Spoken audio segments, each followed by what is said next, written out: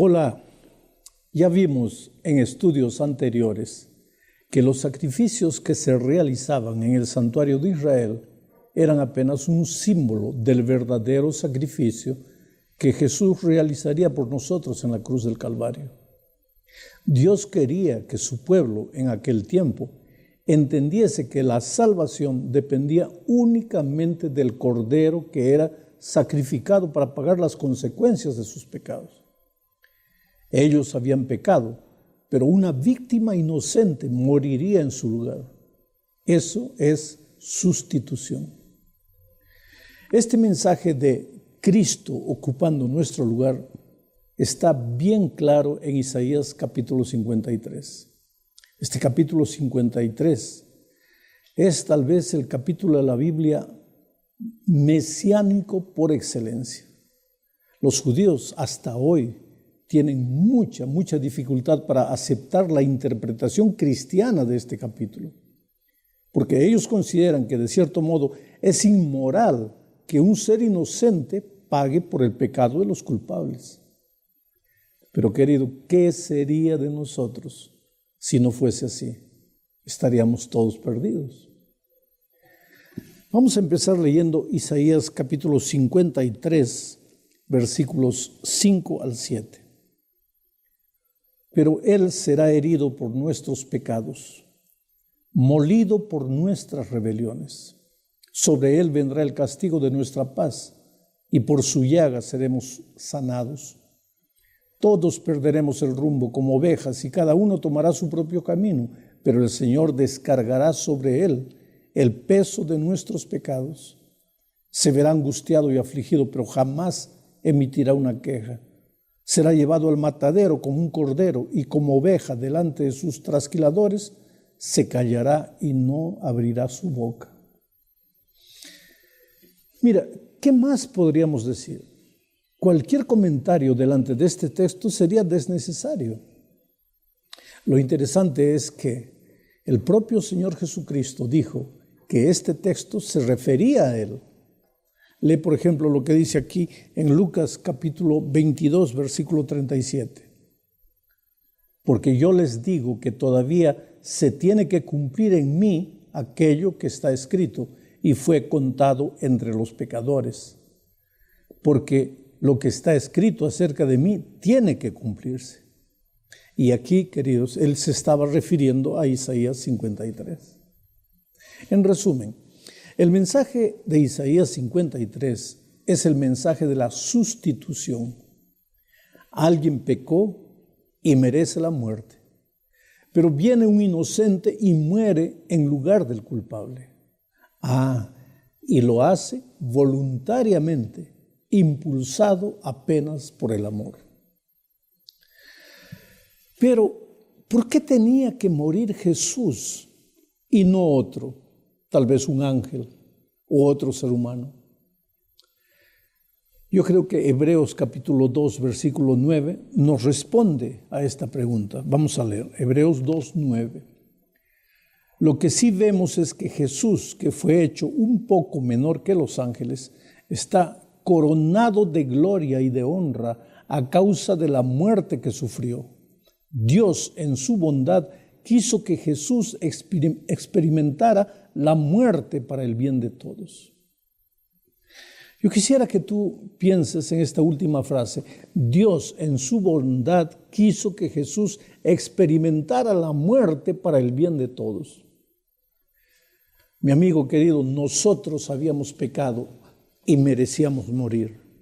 La única manera de salvarnos era que alguien ocupase nuestro lugar y muriese en nuestro favor. Pero ese alguien no podía ser un ser creado como un ángel u otro ser humano. Un ángel no podía, porque la vida de un ángel no es vida propia. Él no tiene una vida que le pertenece a él. Él recibió la vida de Dios. Entonces un ángel no puede disponer de su vida, que es una vida que solo le fue confiada. Ahora, otro ser humano tampoco podría morir porque estaría en la misma situación. La vida no le pertenece. Peor todavía, el ser humano pecó y si pecó, su muerte solo serviría para pagar su propia deuda. ¿cómo podría entonces pagar la deuda de otro? Siendo así, queridos, solo podría pagar la deuda del ser humano una persona que tuviese vida propia, un ser que no hubiese sido creado y que no hubiese pecado. Y ese ser era Jesús. Jesús es Dios, tiene vida en sí, y al venir a la tierra vino como un ser humano. Fue completamente hombre, pero jamás dejó de ser Dios. Fue un hombre Dios. Pero al venir a la tierra, Jesús hizo un pacto con su Padre. En esta tierra, Él no usaría sus poderes divinos sin el consentimiento de su Padre. Y cumplió ese pacto. Fue tentado en todo, pero sin pecado. Entonces, al vencer la tentación y vivir una vida sin pecado, no usó para nada sus poderes divinos. Usó apenas la dependencia del Padre, que todos nosotros podemos también usar. Bueno, al fin de sus 30 años de vida en la tierra, Jesús, como ser humano, había ganado su derecho a la vida. Porque si la paga del pecado es la muerte, entonces la paga de la obediencia es la vida. Y Jesús había obedecido en todo. Y entonces, ¿qué sucedió? Mira, no había un principio que dijese que no podía haber un intercambio. Así que la vida que Jesús conquistó como ser humano, por causa de su obediencia, la entregó en la cruz para pagar la deuda del ser humano. Le dio al hombre su vida y tomó sobre sí la muerte que el hombre merecía. Pero percibe que solo una persona divina podría hacer eso, porque tenía vida en sí. Por eso el texto dice que Dios en su bondad quiso que Jesús experimentara la muerte para el bien de todos.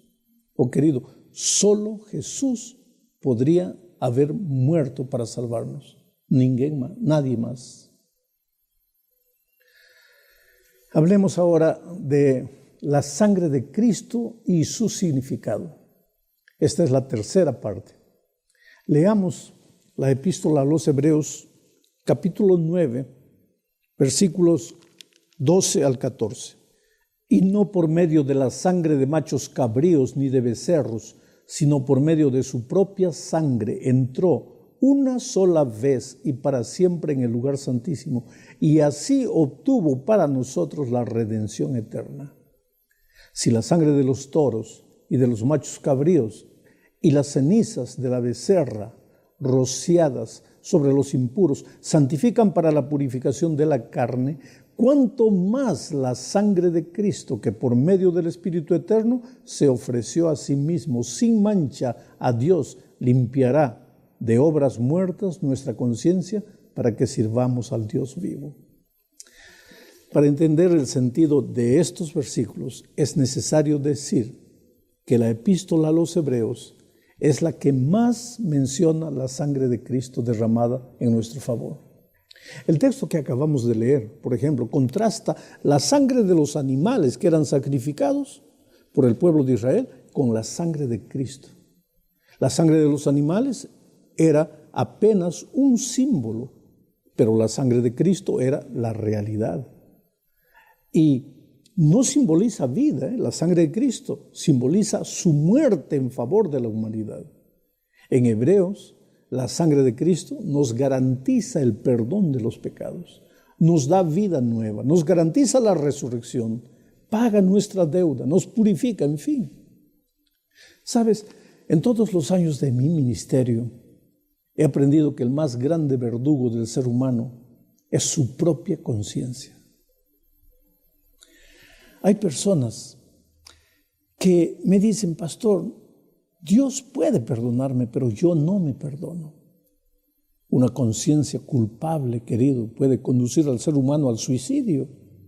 Pero el mensaje de este estudio es que tú y yo merecemos morir porque hemos pecado, sí, pero que Jesús nos amó tanto que se hizo hombre y murió en la cruz, la muerte que nosotros merecíamos morir. Ahora estamos salvos. La conciencia no tiene más el derecho de atormentarte porque Jesús se ofreció en tu lugar. Todo lo que te resta es aceptar el sacrificio de Cristo en tu favor. Porque si la sangre de los animales, siendo apenas un símbolo, le daba esperanza de salvación al pueblo de Israel, ¿cuánto más la sangre de Cristo, que por medio del Espíritu Eterno se ofreció a sí mismo, sin mancha a Dios, limpiará de las obras muertas nuestra conciencia para que sirvamos a Dios, dice Pablo. Vamos a hablar ahora de otro detalle importante de los sacrificios de Israel. La orden era clara: cada vez que se ofrecía un sacrificio, el animal sacrificado debería ser sin mancha y sin defecto. Lo mejor de lo mejor. ¿Por qué? Porque ese animal simbolizaba a Cristo, en cuya vida humana no podría haber mancha ni defecto. De otro modo, ¿cómo podría Jesús salvar al ser humano? Recuerda que Jesús vino al mundo como un ser humano. No dejó de ser Dios. Fue plenamente Dios, pero fue también plenamente humano. Y si Jesús pecase como ser humano, tendría que pagar su propia deuda. Y no podría ser el sustituto del ser humano. Por lo tanto, su vida en esta tierra tenía que ser perfecta como ser humano, no como Dios, porque como Dios él claro que ya era perfecto.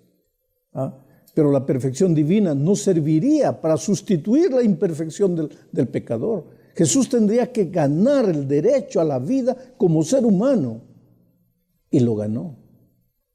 Pero ¿cómo sabemos que Jesucristo era un hombre sin pecado?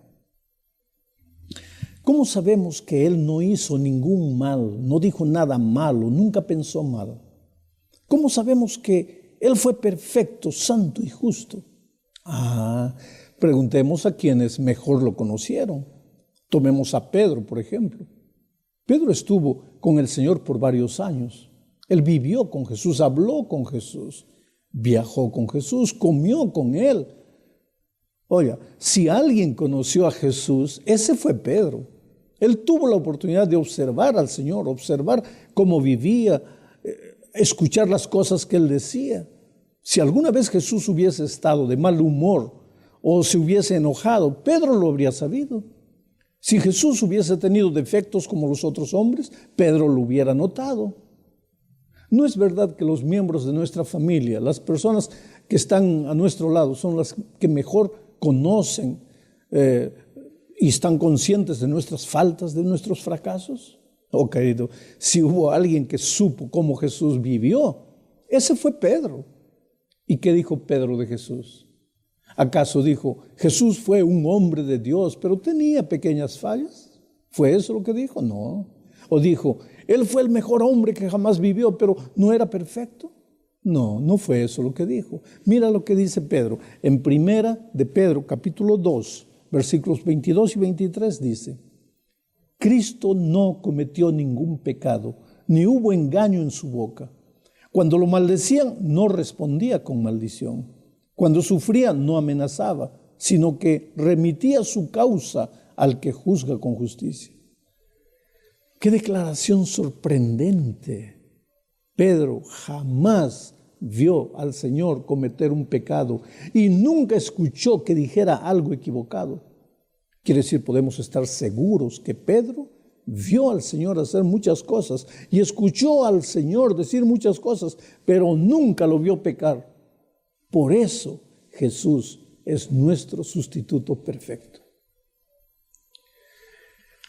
Terminaremos este estudio hablando de un peligro que todos nosotros podemos correr.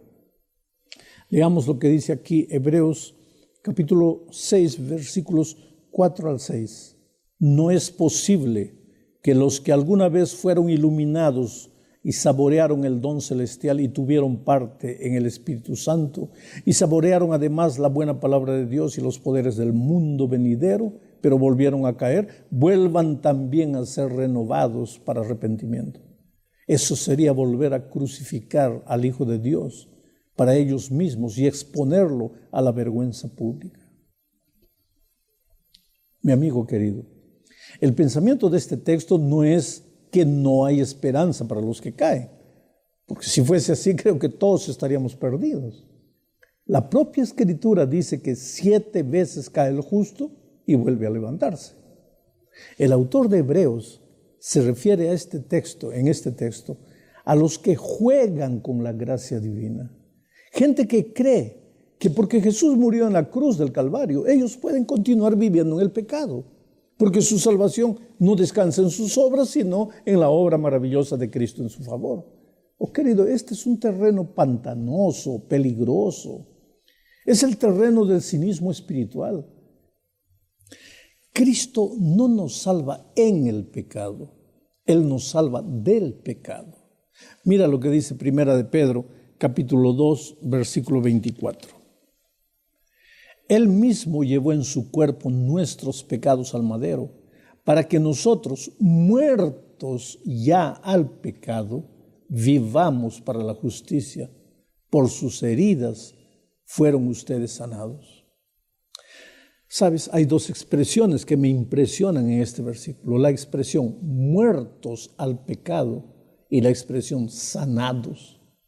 La persona que no desea abandonar el pecado, ni murió al pecado, ni fue sanada. Entonces, ¿cuál es el mérito de la muerte de Cristo en su favor?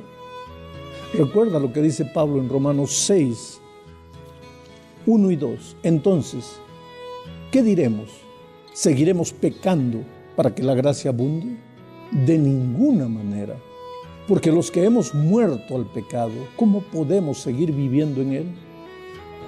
Cristo murió para salvarnos de la prisión del pecado. Entonces, mi amigo querido, vive la vida plena, sé feliz, vive la vida de libertad, no de esclavitud, pero libertad no de los principios divinos, sino libertad del pecado. Vive la vida abundante que Jesús vino a ofrecerte. Que Dios te bendiga.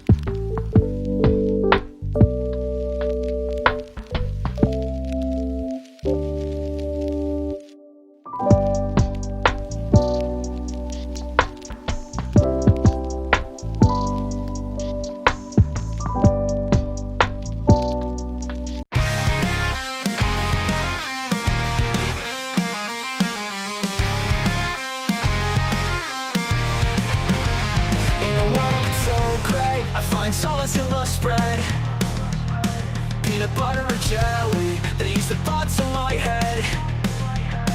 The crunch of the toast, it tells me I'm alive. Swirling memories in the jam, sweetness I need to survive. Peanut butter and jelly, compromise in my hands. In a universe of chaos, they help me understand. When the world falls apart and tears blur my sight, PB&J, they mend my heart in the darkest of nights. With every bite I take, I find a piece of peace. The jar's almost empty, yet fear begins to cease. Peanut butter and jelly, compromise in my hand. In a universe of chaos, they help me understand.